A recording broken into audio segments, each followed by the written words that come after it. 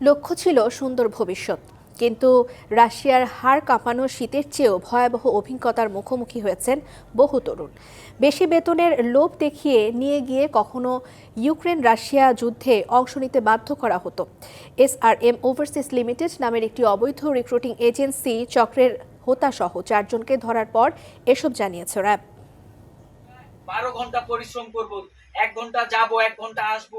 উন্নত জীবনের আশায় ইউরোপ যেতে কেউ বিক্রি করেছেন শেষ ভিটেমাটি, কেউ বা নিয়েছেন উচ্চ সুদে ঋণ। যদিও 6 থেকে 8 লাখ টাকার বিনিময়ে রাশিয়ায় পৌঁছালেও এই বিদেশ যাত্রা নিয়ে এসেছে দুর্ভোগ আর নির্যাতনের ভয়াবহ অভিজ্ঞতা। আমরা ভোগান্তির শিকার। আইসা আমাদের 3 দিন রুমে খাবারই ছিল না।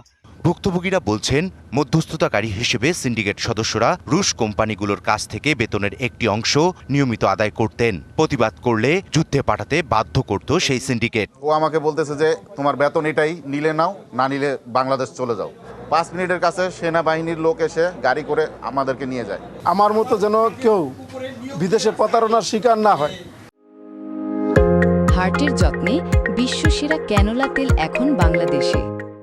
সেজন্য কোনো এরকম ভুক্তভোগী না হয়। আমাদের বিভিন্ন প্রকারে ওরা হুমকি দিতেছে, কারণ ওদের গ্রুপ অনেক বড়, অনেক টাকা পয়সার মালিক তারা। বুধবার রাতে মিরপুরের দারুসালাম এলাকায় এসআরএস ওভারসিজ লিমিটেড নামের অবৈধ রিক্রুটিং এজেন্সিতে অভিযান চালায় র্যাব। গ্রেপ্তার হয় প্রতারক চক্রের হোতা রুবায়েত সহ 4 জন। রুবায়েতের ভাই রাশিয়ায় বসে সিন্ডিকেট পরিচালনা করতেন। লোভনীয় বিজ্ঞাপনের মাধ্যমে রাশিয়ায় কাজ দেওয়ার কথা বলে তরুণদের টার্গেট করত এই চক্রটি।